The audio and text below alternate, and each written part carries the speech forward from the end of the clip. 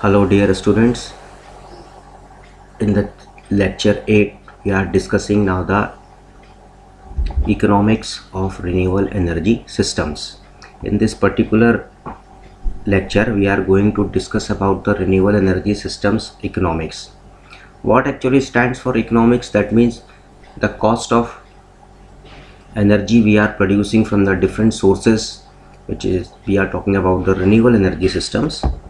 In this topic we are going to discuss about the renewable energy technologies. Market is now on the rise and the world is witnessing a new energy transition with many factors and drivers pushing it. Basically इस section में हम ये decide करेंगे कि अभी latest में जो technologies के थ्रू हम पावर जनरेट कर रहे हैं, रिन्यूएबल पावर जनरेट कर रहे हैं, उनकी इकोनॉमिक्स कंडीशंस क्या हैं और क्या कॉस्टिंग वगैरह आ रही है, ये सारी चीज़ों को हमको डिस्कस करना है. To properly understand this phenomena it is vital to apprehend the correlation between the development of economics and the different energy transition through history. It is also important to understand the basics behind the current transition to renewable and their economy. हम इसमें ये correlation निकाल रहे हैं कि पहले history के through कि पहले क्या जब हम पावर जनरेट करते थे या जो बहुत पहले से अवेलेबल रिसोर्सेज थे, उसके बाद जैसे जैसे रिसोर्सेज जनरेट हुए और अब रिन्यूएबल सोर्सेज पर जब हम शिफ्ट हुए तो उसमें कॉस्टिंग में क्या इफ़ेक्ट हुआ, ये सारी चीज़ें हम इसमें डिस्कस करेंगे. The energy transition economic development correlation. The histories of energy transitions, development of economics and industrial civilisations all go hand in hand. Going back in time, peoples are only needed to cover their basic needs, such as food, which at the very beginning was made by using firewood for cooking and heating. Further in time, people started practicing agriculture in the first formed human communities, essentially depending on the sun that practice in combination with biomass. कहने का मतलब ये है कि हम पहले basic needs थी such as food शुरू में, उसके बाद उसको बनाने के लिए फायरवुड का उपयोग किया गया और फिर जैसे जैसे ज़रूरत बढ़ी तो हमने सन का भी यूज़ किया, सन रेज़ का भी यूज़ किया, सन के द्वारा जो हीट होती है उसको हमने यूज़ किया. As economics evolved and developed in complex forms, firewood and other biomass were no longer able to meet the increasing demand in energy.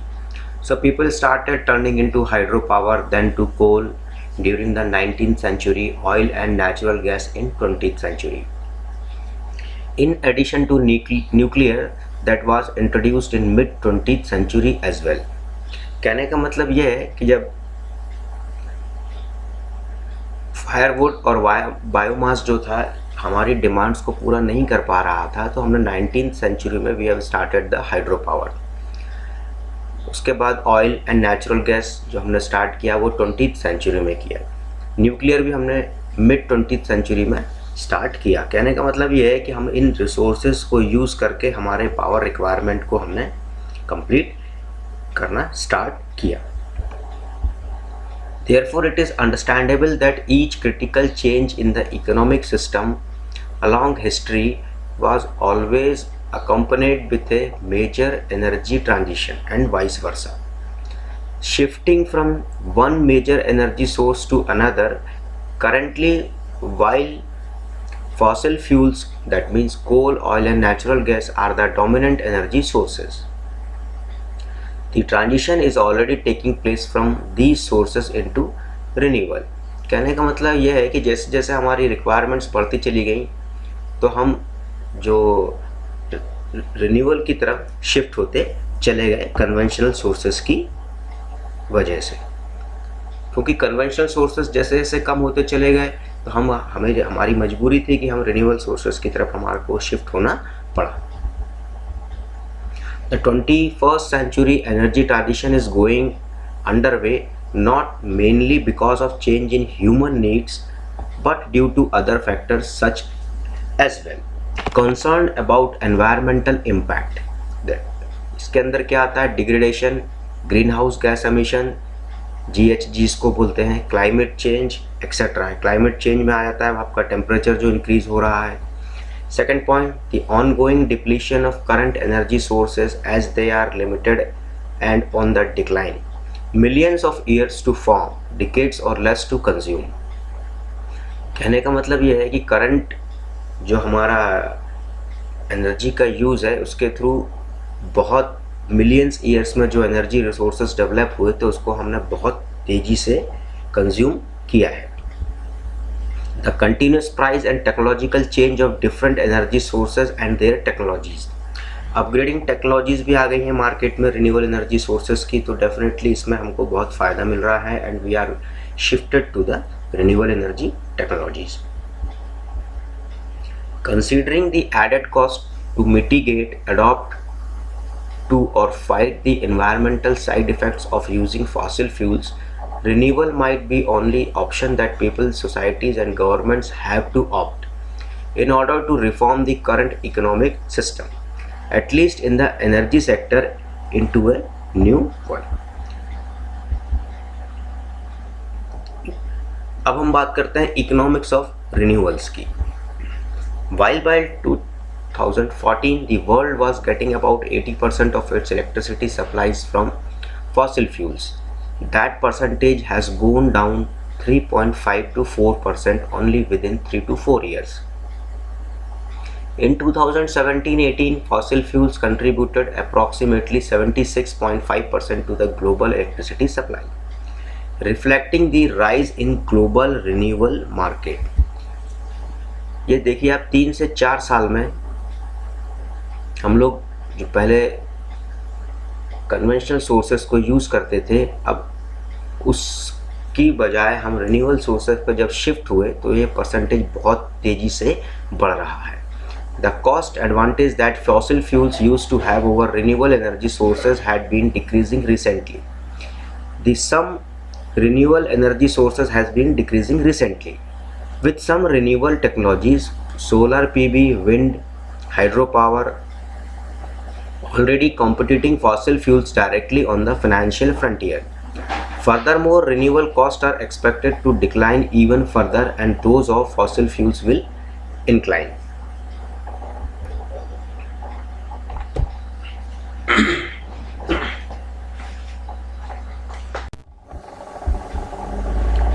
Now come to the point, global electricity generation.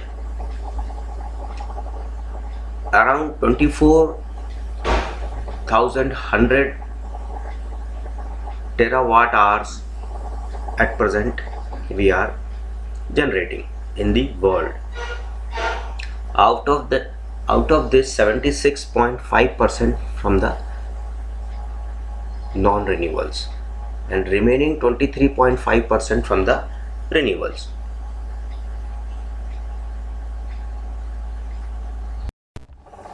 Out of this total global electricity generation, 5,616 terawatt hours from the renewables, 3.5% from the wind, 1.4% from bioenergy, around 1% solar PV, 0.3% geothermal, 0.1% concentrated solar power and ocean, and 17.2% from the hydropower. In renewable energy also, hydropower having the maximum percentage, but now in recent days it is shifted to the solar power.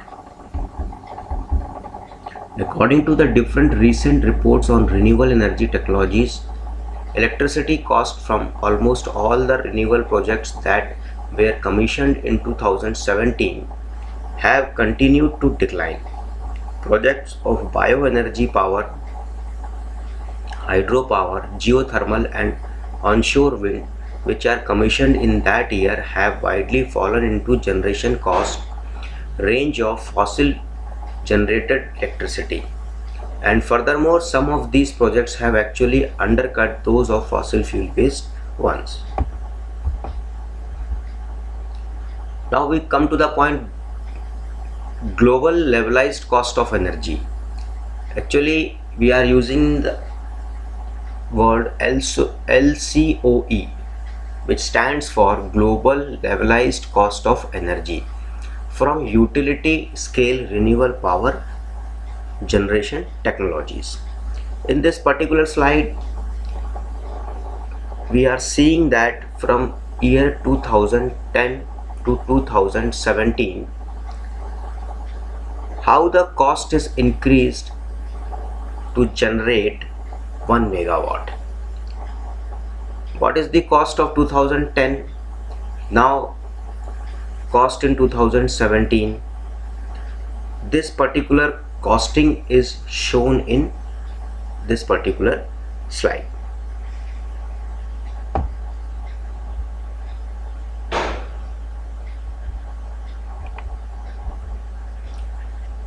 Now economics of renewable energy cost of electricity by renewables, that is per megawatt from 2009 to 2017, which is shown in dollars. We can easily see that the cost of per megawatt generation is coming down very fast. As the technologies upgraded, the cost of per megawatt generations comes down. And recently the cost of renewable power generation and the cost of conventional power generation is around equal. In some cases, power generation from renewable energy comes down, and coming years this cost is continuously coming down. As shown in figure above, global weighted LCOE of utility scale solar PV has witnessed a remarkable drop, approximately near to 27% since 2010. That means जो भी cost 2010 में आ रही थी install करने के लिए 1 megawatt को, वो 27% करीब कम हो गई है अभी रिसेंट टाइम में, reaching USD 0.10 kilowatt hour for new commission project in 2017. Under the right condition, it will potentially decline to 0.03 kilowatt hour USD from 2018 onward. तो आप देख रहे हैं कि काफ़ी कॉस्ट जो है वो नीचे जा रही है पर किलोवाट जनरेशन में. Onshore wind is already one of the most competitive source for generation capacity. Recent auctions in Brazil, Canada, Germany, India, Mexico and Morocco have resulted in LCOE as low as USD 0.03 per kilowatt hour. On the other hand, how many auctions predict that by 2020 both concentrated solar power, that is CSP, and offshore wind would have the potential to provide electricity with LCOE within the range of USD 0.06 to 0.10 kilowatt hour. The varying fall ranges in LCOE for solar and wind power in particular have been mainly driven by the reduction in total installation cost, which is affected by three main forces: technology improvement, second competitive procurement, and the rise of patent and innovators in the sector.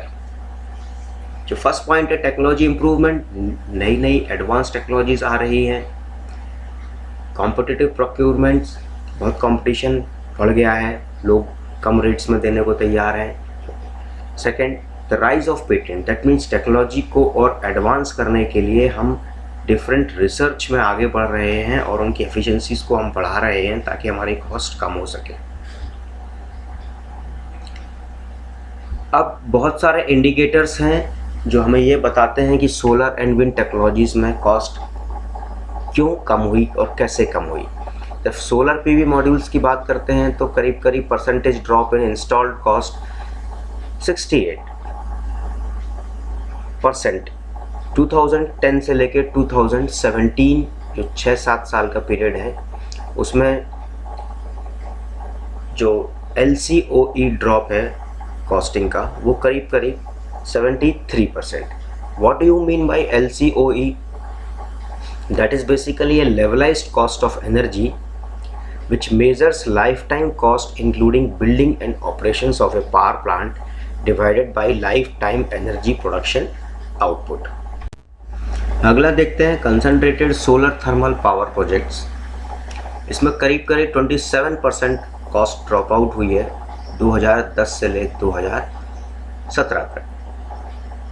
और जो LCOE cost drop की बात करते हैं वो करीब करीब 33% कम हुई है. ऑनशोर विंड प्रोजेक्ट्स की बात करें तो इंस्टॉल्ड कॉस्ट में जो ड्रॉप हुआ है वो करीब करीब 20% हुआ है 2010 से लेकर 2017 तक. और LCOE जो ड्रॉप हुआ है वो करीब करीब 22% हुआ है. ऑफशोर विंड प्रोजेक्ट्स की बात करें तो 2% इंस्टॉल्ड कॉस्ट में ड्रॉप आया है 2010 से लेकर 2017 तक. और करीब 13% जो है LCOE कॉस्टिंग में कॉस्ट नीचे आई है. तो हम देख रहे हैं कि ये पिछले 10 साल में काफ़ी जो इंस्टॉल्ड कॉस्ट कम हुई है और ये कंटिन्यूसली अभी और भी कम होगी. Now we are discussing on the competition between renewables versus fossil fuels. As the market develops, the costs normally do as well, as both development go hand in hand. The previously mentioned factors push the market to increase its renewables volume, leading to economics of scale. On one hand, this reduces the price and later the actual cost of the technology, while on the other hand, reduced price increases market volumes, again producing economics of scale, eventually resulting in a feedback loop that either way paves the path for renewables.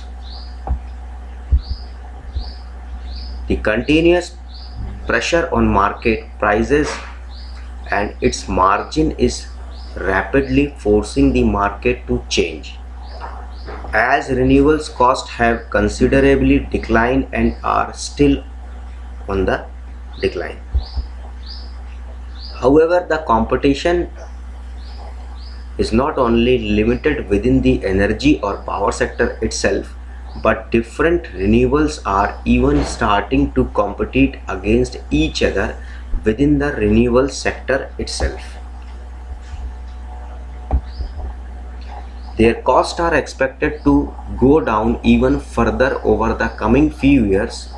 Furthermore, adding to renewable economic evaluation, both public commitments and the maturing technologies investments in the renewable have rapidly increased, turning the renewable industry to a very competitive sector against other energy resources.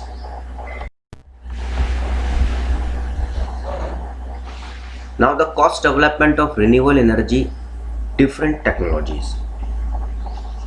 इस particular point पर हम ये देखेंगे कि which technology implemented and its market and cost development, ऐसा क्यों हुआ और future projections उसके क्या हैं. पहला हम देखते हैं सोलर PV. जब मार्केट एंड कॉस्ट डेवलपमेंट की बात करते हैं तो it is rapidly decline annually, मतलब उसकी कॉस्ट बहुत तेज़ी से नीचे जा रही है. Decline by 58% between 2010 to 2015. ऐसा क्यों हो रहा है?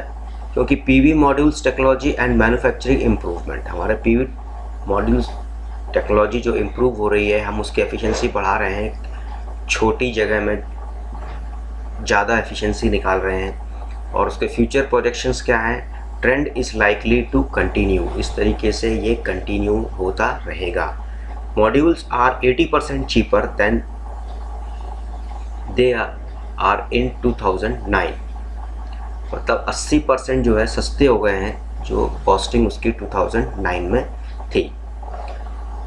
Cost of generated electricity drop due to 3/4 and continue to decline from 2010 to 2017 rapid deployment के कारण. फ्यूचर प्रोजेक्शंस क्या है? अनदर 50% इसकी कॉस्टिंग कम आएगी up to the 2025। Second, wind power की बात करते हैं। Has been the most competitive renewable technology against fossil fuels technology since 2015। 50% price drop from 2010 to 2017।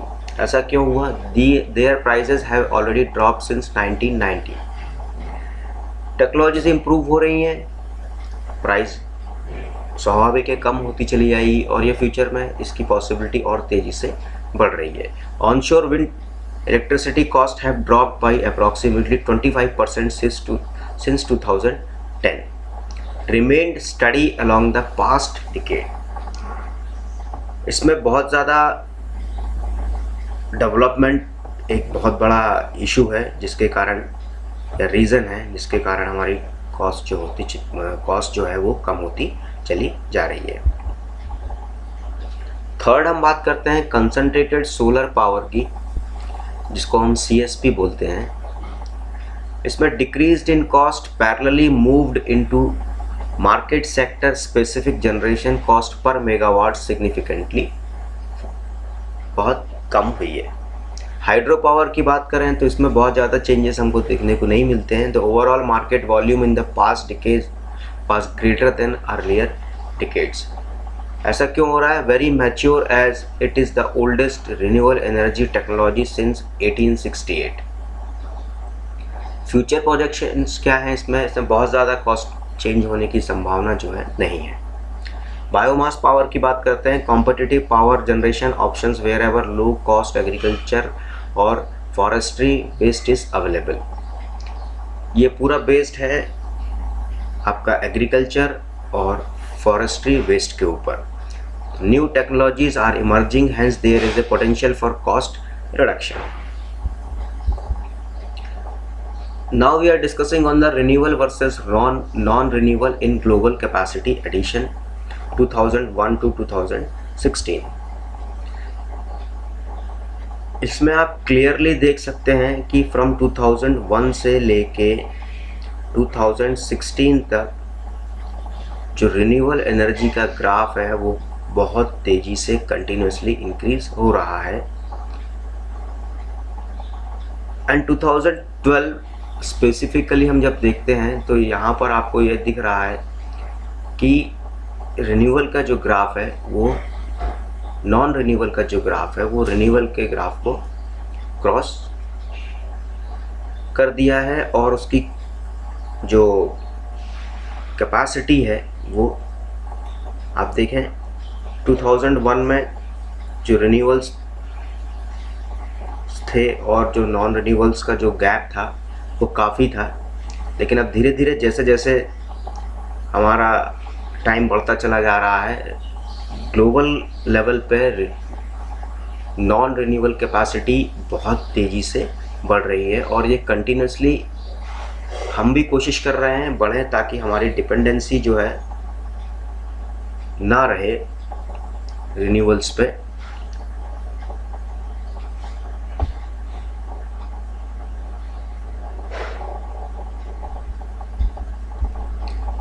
Renewables power capacity investments have by far surpassed those of fossil fuels in the year 2017. The renewable energy market has been catalyzed by increasing innovation, competition and policy support. Hence, radical technological advances and sharp cost reduction in renewables sector have been achieved, pushing renewables to outpace any other technology source.